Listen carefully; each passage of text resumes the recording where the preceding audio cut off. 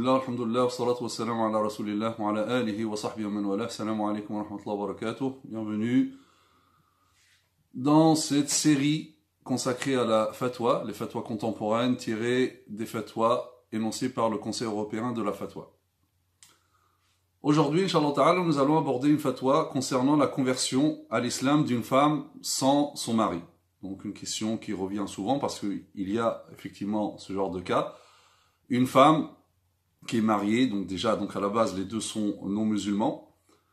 La femme se convertit, mais pas son mari, donc elle vit en harmonie dans son couple, avec ses enfants, tout se passe bien, il y a de l'amour dans le couple, etc. Qu'est-ce qu'on lui dit? Alors, malheureusement, des fois, certains qui se pressent trop vite pour donner leur avis, donc ils vont lui dire donc il faut se séparer parce que, ou sous prétexte que la femme musulmane ne peut pas se marier avec un non-musulman. Mais ici, ce qu'ils ne voient pas directement, c'est que ici nous ne sommes pas dans ce cas-là. Nous ne sommes pas dans le cas où initialement une femme non musulmane s'est mariée avec un non-musulman. Ici, les deux sont déjà mariés. Et à la base, donc les deux sont non musulmans. La conversion est survenue après le mariage. Donc nous ne sommes pas dans le même cas. D'accord? Et là, avant de continuer, là il faut rappeler l'avis consensuel, unanime de tous les savants, à travers le temps, depuis les compagnons jusqu'à aujourd'hui. C'est qu'il est interdit à la musulmane de se marier initialement avec un non-musulman, y compris parmi les gens du livre. Ça, c'est un avis consensuel. Il y a un consensus unanime. Toute question consensuelle n'est plus sujette à l'ijtihad ou quoi que ce soit. On pourrait dire, mais pourquoi? Déjà, il faut se rappeler que seul l'islam autorise le mariage dans un sens, dans ce qu'on appelle donc les mariages interreligieux. Donc, pour l'homme, il lui est permis de se marier avec une femme parmi les gens du livre, qui est déjà une ouverture. Or, dans toutes les autres religions, même ce sens-là n'existe pas. C'est interdit dans les deux sens. L'islam, déjà, il y a une ouverture par rapport à un sens. Alors pourquoi l'autre sens est interdit? La femme qui ne se marie pas, la femme musulmane ne se marie pas avec un non-musulman. Tout simplement parce que, pourquoi l'islam a autorisé le premier sens? Parce que l'homme, ici le musulman, islamiquement, textuellement, il n'a pas le droit d'exercer une contrainte sur son épouse. La liberté religieuse pour l'épouse est garantie textuellement en islam. La ikraha fid din, lakum dinukum waliya din. Nulle contrainte en matière de religion. Vous avez votre religion, j'ai la mienne. L'islam lui interdit d'exercer quelques pressions sur l'épouse pour qu'elle renonce à sa religion et qu'elle se convertisse à l'islam. Interdit textuellement. Donc, cette liberté religieuse est garantie textuellement, ce qui n'est pas le cas pour les autres religions. Aucun texte dans les autres religions ne garantit cette liberté religieuse. Ensuite, donc, nous avons dit, ça, dans un sens, c'est interdit. Mais maintenant, nous, on parle d'un autre cas. Donc, c'est initialement, les deux sont non musulmans, ils sont déjà mariés. Et la femme se convertit à l'islam. En réalité, malgré le fait que certains pensent automatiquement, vous dites à n'importe qui, des fois même des imams malheureusement, on parle de ce cas-là, directement, il faut se séparer sous prétexte que la femme musulmane ne peut pas se marier avec un non-musulman. Alors qu'en réalité, comme le dit Ibn al-Qayyim, rahimahullah, Ibn al-Qayyim a recensé 9 avis sur ce sujet-là. 9 avis. Et cet avis qui consiste à dire les séparer, d'ailleurs c'est l'un des avis parmi les 9, et ce n'est pas le majoritaire. Alors qu'on a tendance à penser que c'est l'avis de la majorité. Alors là, du tout. Ce n'est même pas un avis majoritaire. Et s'il y a autant d'avis, c'est parce qu'il n'y a rien de catégorique sur cette question. Attention, je parle d'un couple qui est déjà marié, je ne parle pas initialement. Il n'y a pas de texte expressif, de texte catégorie à ce sujet, d'où la divergence sur ce sujet-là. Tout ce que nous savons à travers la sira du prophète sallam, qu'il y a eu des cas comme ça. Il y a eu donc des femmes qui se convertissaient sans leur mari.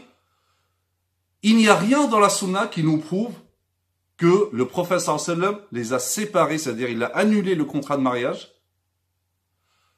ou que lorsque le mari s'est converti et quand il est revenu à son épouse, le prophète sallam aurait demandé d'établir un nouveau et de conclure un nouveau contrat de mariage, ce qui prouverait que le premier était annulé. Il n'y a rien de cela dans la sunna. Au contraire, par exemple, Abu al-As ibn Rabi', le mari de Zaynab, radiyallahu anha, la fille du prophète sallallahu alayhi wa sallam. Elle, bien sûr, parmi les premiers convertis, elle fait hijra, donc ensuite à Médine, elle rejoint donc son père. Son mari, Abu al-As ibn Rabi', il reste idolâtre. Ça va durer des années. D'accord? Et ensuite, lorsqu'il s'est converti à l'islam, il est revenu à son épouse, et le prophète sallallahu alayhi wa sallam n'a pas établi un nouveau contrat. Donc, il a considéré le premier contrat comme étant valide. D'accord? Et d'ailleurs, donc, le Conseil européen de la fatwa, après étude de ces 9 avis, il en a tiré donc une conclusion. Ce que nous allons lire. Donc, il dit, après avoir pris connaissance des recherches, des études aux orientations différentes, qui ont traité ce sujet avec profondeur et d'une manière détaillée au cours des 3 sessions. Une session, c'est tous les 6 mois. Pour dire que le Conseil n'est pas là en train de prendre des décisions hâtives, à la va-vite, comme ça. Comment ça se passe? C'est que les savants, ils proposent des études. Ces études-là, bien sûr, argumentées, etc., ils sont discutés lors d'une session. Soit ils arrivent à une conclusion, soit ils ajournent encore pour discuter davantage la session d'après, donc après 6 mois, donc 3 sessions d'affilée successives. Et après exposition des différents avis juridiques et des argumentations qui y sont liées, en considérant les règles juridiques, les fondements du droit musulman et les finalités de la législation, maqas al-sharia, tout en tenant compte des situations spécifiques que vivent les nouvelles musulmanes en Occident dont les époux ont conservé leur religion, le Conseil, et là, très important, donc il confirme l'avis consensuel que j'ai dit. Confirme donc qu'il est illicite pour la femme musulmane de se marier initialement, je parle initialement, avec un non-musulman, conformément au consensus de la communauté musulmane, comprenant aussi bien les pieux prédécesseurs que ceux qui les ont suivis après. D'accord? Donc il n'y a pas de divergence. Si aujourd'hui certains, entre guillemets, modernistes, etc., qui prétendent le contraire, ça ce n'est pas une divergence, c'est une marginalité. Parce qu'il y a déjà consensus. Et ce qui fait l'objet de consensus ne peut pas faire l'objet d'un ijtihad. Par contre, deuxième cas, si le mariage a eu lieu avec ou avant leur conversion respective à l'islam, le Conseil donc a décidé ce qui suit. Premièrement, si le couple se convertit à l'islam et si la femme n'est pas du nombre des femmes qui lui sont initialement interdites. Là, les deux se convertissent ensemble. Là, la seule chose qui pourrait annuler le mariage, si jamais, par exemple, cette femme-là fait partie en islam des al-maharim, des femmes avec qui donc il y a un lien de parenté ou par allaitement qui entraîne une prohibition permanente du mariage. Par exemple, elle est sa sœur par allaitement, peut-être que lui, les deux, dans leur culture précédente, il n'y avait pas cette interdiction. Mais en islam, ça existe. Là, du coup, c'est sa sœur par allaitement. Donc là, mais ce qui fait l'annulation ou la cause de l'annulation du mariage, c'est le fait que ça soit sa sœur par allaitement et non pas la question de conversion. Si l'époux se convertit seul à l'islam, s'il n'y a pas de cause d'interdiction du mariage, et si l'épouse est du nombre des gens du livre, alors leur mariage est toujours valide parce que, initialement déjà, l'homme a le droit de se marier avec une femme parmi les gens du livre. Or, elle a fait partie des gens du livre, il s'est converti, donc là, ça ne pose aucun problème. Si l'épouse se convertit à l'islam alors que son mari reste fidèle, lui, à sa religion, là, le Conseil donc estime ce qui suit. Donc, il y a plusieurs cas. Premier cas, si sa conversion à l'islam a eu lieu avant la consommation de l'union, la séparation est exigée immédiatement. Parce que là, donc, c'est l'un des avis parmi les 9. Et donc là, il n'y a pas eu de consommation, donc l'annulation du mariage, il n'a pas de conséquences. Donc là, il y a annulation du mariage. Si sa conversion a eu lieu après la consommation de l'union, et si l'époux se convertit avant l'expiration de son délai de viduité, leur mariage demeure valide. Donc, il y a eu conversion de la femme. C'est comme si elle rentrait en délai de viduité, 3 périodes de règles ou 3 périodes de pureté. Et donc, si le mari se convertit pendant ce délai-là, alors c'est son épouse, donc il n'y a rien d'autre à faire. Si sa conversion a eu lieu après la consommation de l'union, et si sa période de viduité est arrivée à expiration, après 3 périodes de règles ou 3 périodes de pureté, il lui appartient d'attendre la conversion de son mari, même si la période d'attente se prolonge. Donc la femme, si elle le veut, donc elle peut attendre la conversion de son mari. Même si ça prend du temps, comme Zaynab a attendu la conversion de Abu al-As ibn Rabi'. Donc ici, c'est comme si le mariage, c'est elle, elle peut choisir d'annuler, mais c'est elle qui est libre. Mais elle peut attendre. S'ils se convertirent, leur contrat de mariage est toujours valide.